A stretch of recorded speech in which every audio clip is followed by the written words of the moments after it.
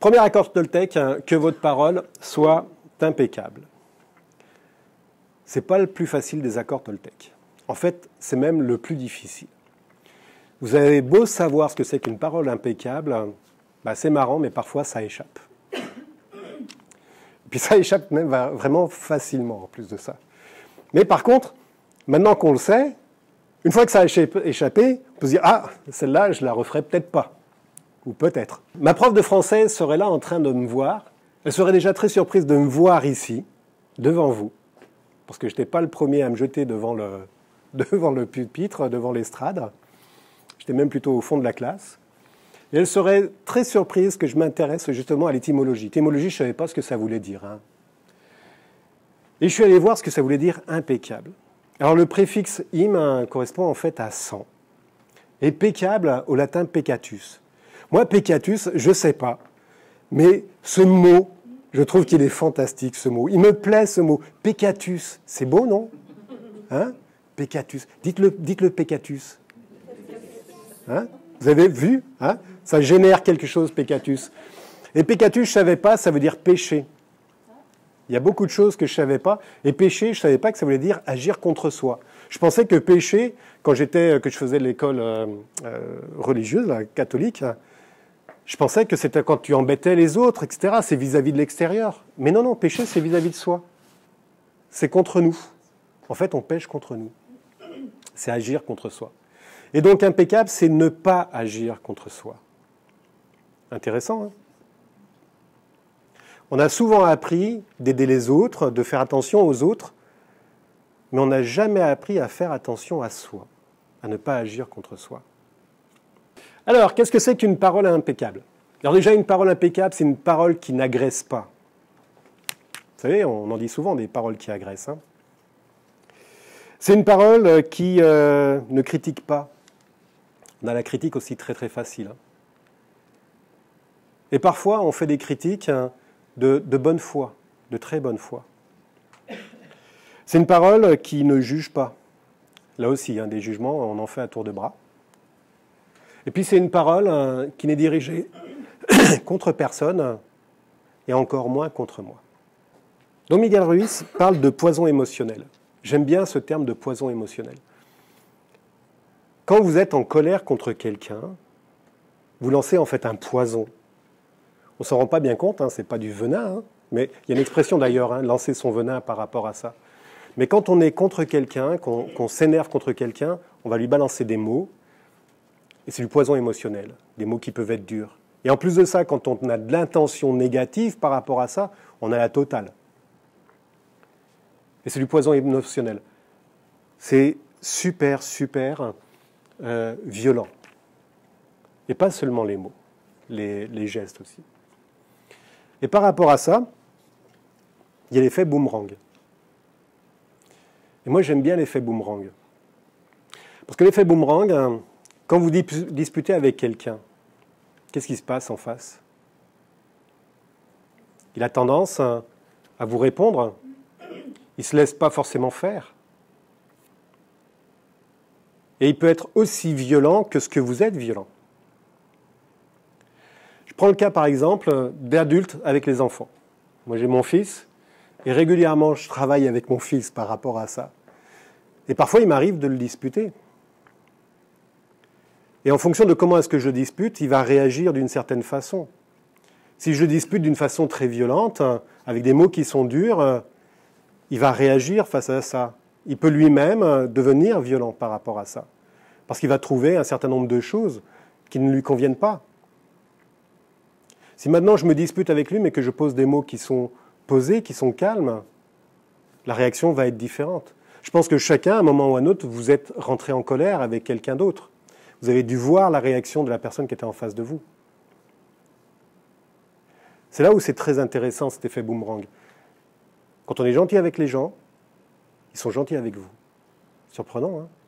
Ça, c'est vraiment le bon côté du boomerang. Et quand on est désagréable avec les gens, ils sont désagréables avec vous. Quand vous passez à la caisse, puis que la caissière, après 10 heures de travail, en a ras-le-bol, qu'elle n'est pas tellement agréable, comment vous vous sentez? Vous n'avez pas envie d'être sympathique, hein? L'effet boomerang, fantastique. Les autres sont des miroirs pour nous. Alors ça, moi, les miroirs, j'ai mis longtemps à comprendre. Hein. Parce que quand je disais à quelqu'un que c'était un imbécile, pour moi, c'était certainement pas mon miroir. Hein. Comment ça? Il est imbécile, regarde. Il est stupide. Non, il est bête. Non, c'est pas mon miroir. Non. Et en fait, j'ai compris très tardivement qu'en fait, le miroir, hein, c'était la réaction que l'on avait. Quand on avait une réaction vis-à-vis de quelqu'un, que ça nous déclenchait quelque chose, un comportement face à un comportement, en fait, il y avait peut-être quelque chose qui nous dérangeait par rapport à ce comportement. L'autre fois, je roulais tranquillement, et puis il y a quelqu'un qui m'a doublé rapidement, qui m'a fait une queue de poisson. Là, l'accord numéro 1, il a été mis dans la boîte à gants, hein, et puis j'ai dit tous les gros mots que je savais. Hein, ça vous arrive aussi, hein, je vois avec toutes les têtes qui donnelinent. Mais qu'est-ce qui m'a dérangé là-dedans? Je roulais tranquille, il m'a doublé, en fait, un peu brusquement, mais qu'est-ce qui m'a dérangé? L'effet miroir, c'est peut-être parce que j'ai eu peur, ça a déclenché une peur chez moi. De se rapprocher trop vite, etc. Ça m'a créé une réaction par rapport à ça. Ou alors, simplement, le fait qu'il m'ait doublé a dérangé mon ego. Hein? Pour les garçons, c'est souvent ça. Hein? On accélère, c'est très stupide. Donc, cet effet miroir, on le vit au quotidien quand on est en couple, qu'on réagit par rapport à un comportement. Qu'est-ce qui nous dérange, en fait, dans le comportement de la personne qui est en face de nous? Et quand on va chercher, il y a peut-être quelque chose qui nous blesse en nous, que l'on a à travailler. Quand on se fait gronder, « Oh, t'as pas bien travaillé !» Hein? T'as pas bien travaillé? Qu'est-ce qui nous dérange là-dedans? Moi, ça me rappelle quand j'étais tout petit, à l'école. Fou là là, ma mère, président. Imaginez, quand je lui ramenais des 5. Avec les personnes qui n'ont pas la même compréhension que nous. On explique quelque chose, elle ne comprend pas, ça nous agace. Mais qu'est-ce qui nous agace? Est-ce que c'est l'impatience que l'on a par rapport justement au fait qu'elle ne comprenne pas? Peut-être qu'il faut qu'on réexplique autrement. Mais l'agacement, en fait, c'est pas parce que la personne n'a pas compris. Si elle n'a pas compris, c'est peut-être parce que tout simplement on a mal expliqué les choses. Et puis les peurs. La voiture qui est passée là, qui m'a frôlé, m'a généré une peur. Mais c'est ma peur. C'est pas le gars, il y est pour rien, lui, à la rigueur. Mais c'est moi. Ça m'a retourné cet effet. Vous êtes des dieux et des déesses. Vous savez pourquoi? Je le refais, et puis vous allez me dire, non, vous êtes des dieux et des déesses. Vous savez pourquoi? Non. Ouais. Ça aide, hein, ouais. Parce qu'en fait, tous les jours, vous parlez. Vous êtes des créateurs. Vous êtes des créateurs. Dès que vous dites un mot, vous créez quelque chose. Vous créez une émotion, un sentiment, une action, une réaction. Vous êtes des créateurs. Et c'est pour ça que par rapport à ces mots, dès qu'on en prononce, c'est très très important de faire attention à ce que l'on dit. Il y a les mots, mais il n'y a pas que les mots aussi. On parle beaucoup des mots là-dedans, mais il y a aussi la gestuelle. Le silence aussi est terrible, le silence. Ça peut être même encore plus dur qu'un mot. Les mots ont un impact sur vous. Tout à l'heure, je vous demandais, est-ce qu'il vous arrive de vous critiquer, de vous dire « Ah, t'es vraiment pas bon ». Et puis la majorité, vous avez dit oui. Hein. Qui c'est qui n'a pas dit oui? C'est marrant. Hein. Et c'est là où c'est très très pernicieux un mot quand on le dit contre nous. Ah, je suis pas capable, je suis nul. Moi, régulièrement, je me disais ça, je suis nul quand je faisais quelque chose. Oh, je suis maladroit. Oh, je suis mauvais. Et très longtemps, en fait, je suis resté dans ce milieu-là en me disant « Oh, je suis mauvais, j'y arriverai pas. Oh, regarde, t'es timide, tu peux pas parler devant des gens. » J'ai dépassé ça. J'ai arrêté de me dire ça. J'ai changé en me disant « Je suis capable de faire ça. Je suis capable de parler devant des gens. D'autres le font, donc je suis capable. » D'accord ? J'ai changé mon vocabulaire interne. Cet hamster qui tourne et qui tourne et qui tourne. Sur les autres, quand on commence à parler d'une tierce personne, il y a un très beau poème, je ne me rappelle plus de qui il est, et d'ailleurs il est dans le groupe dans lequel vous allez être abonné, qui dit que quand on dit quelque chose à l'oreille ou dans une pièce qui est fermée, un moment ou un autre, le mot va partir, il va traverser la rue, il va monter l'escalier, il va aller toquer à la personne et il va arriver à l'oreille de la personne. Quand on parle d'une tierce personne, qu'elle soit présente ou pas présente, ça a une incidence, ça va générer en fait une onde de négativité vers cette personne-là. Ça peut être des accès directs. Vous êtes en train de discuter avec une autre personne et puis la personne dont vous discutez, elle est derrière, vous ne l'avez pas vue. Puis là, vous êtes en train de parler d'elle, puis elle, directement, elle entend ce que vous dites. Ça peut directement la blesser. Ou ça peut être par effet de rebond. Vous avez parlé de quelqu'un à quelqu'un d'autre, qui va parler à quelqu'un d'autre, et puis ça va lui arriver. C'est du poison aussi. Alors ça peut être en bien, mais on va le voir après. Et ça peut avoir un impact très lourd.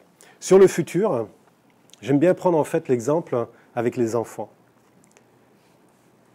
Mon fils m'amène un dessin, genre bonhomme allumette, et je lui dis, mais c'est pas terrible ton dessin.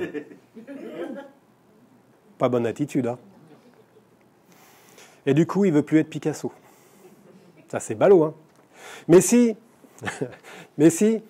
quand on accueille un enfant qui vient avec un dessin ou une invention, et puis qui dit, papa, regarde, j'ai fait le mouvement perpétuel. On peut l'accueillir en disant, waouh, c'est vraiment génial ton affaire là, c'est chouette, hein. Et puis en même temps, qu'est-ce que tu en penses si tu mettais d'autres choses? Et puis on peut peut-être aller voir sur Internet s'il y a d'autres choses qu'ils peuvent faire. Et pas tout de suite dire, mais rigole pas, le mouvement perpétuel, ça existait, il y aurait bien longtemps qu'on l'aurait fait. Baby casse. Vous l'avez pas vu, Bryce de Nice, hein? Je vous mettrai un extrait de Bryce de Nice. Cassé. Et ça peut jouer sur le futur des enfants. Et sur notre futur à nous aussi, quand on grandit, hein.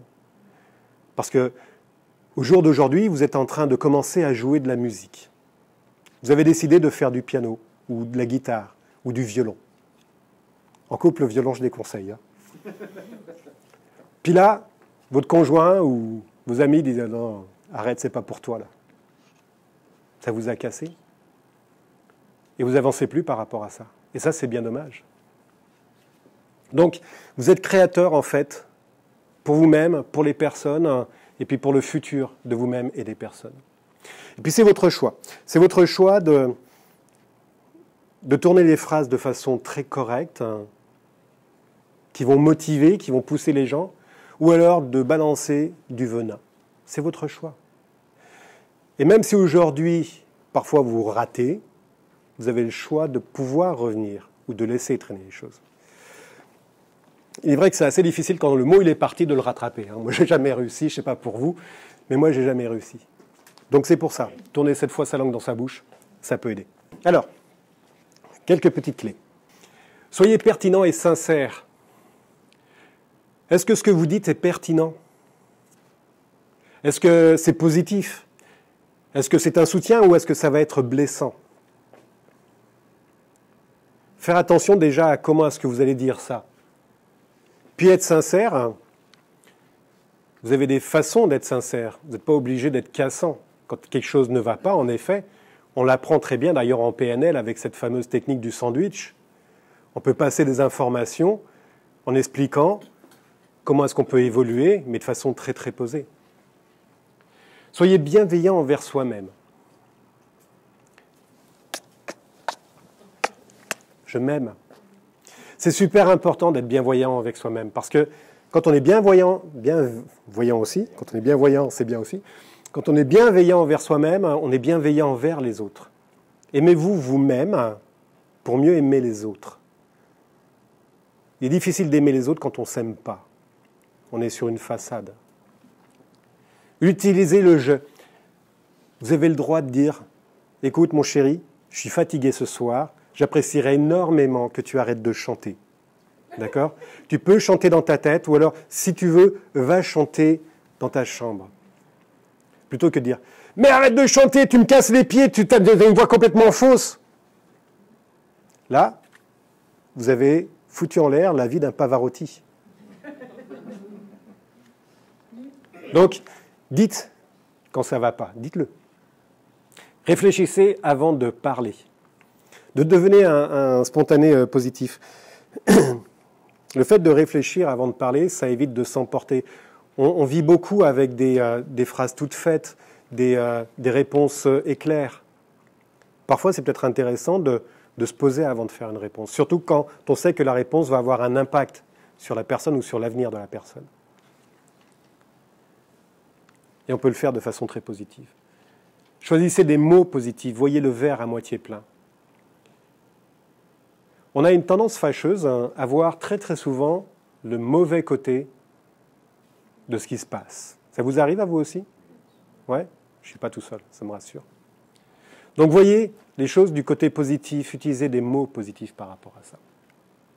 Est-ce que c'est beau? Ouais. Ah, la pratique. Il paraît que, et alors?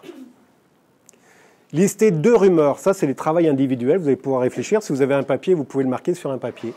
Listez 2 rumeurs négatives que l'on vous a rapportées. Par exemple, on dit que Joël, la nouvelle voisine, est en dépression. Ça vous est déjà arrivé, ça?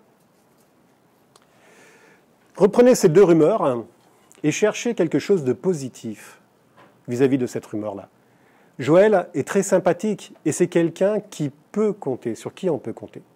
D'accord ? Je vous laisse réfléchir à 1 ou 2 rumeurs pendant 2 minutes et à faire cet exercice-là.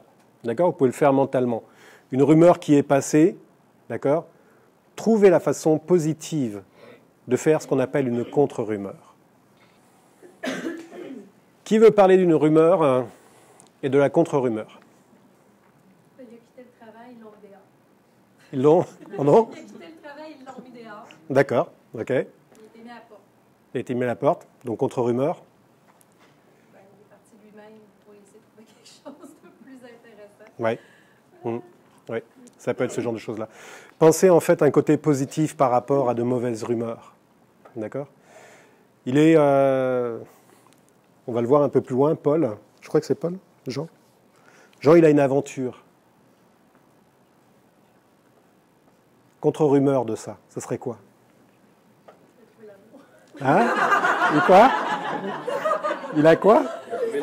Il a trouvé l'amour. Oui, il a trouvé l'amour. Bon. Vous avez le choix par rapport à une rumeur. Vous avez 2 choix possibles. C'est soit vous accompagnez cette rumeur-là, d'accord, et vous l'amplifiez, soit vous trouvez des contre-rumeurs pour calmer le feu par rapport à ça.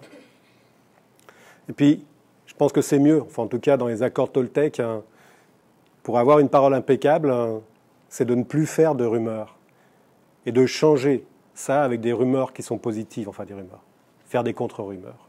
L'écoute active. L'écoute active consiste à répondre plus à la personne qu'au message.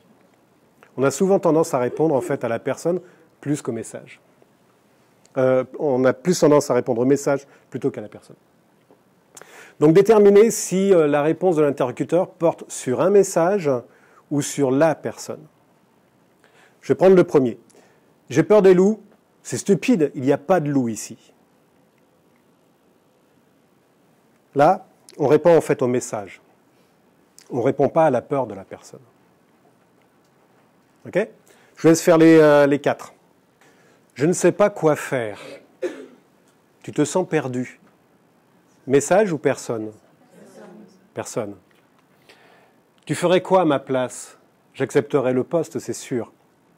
Personne ou message? Message? Oui. Chloé m'a volé mes bonbons. Pourquoi t'es-tu laissé faire? Message. Message. Je n'ai pas de promotion. Tu es déçu? Personne.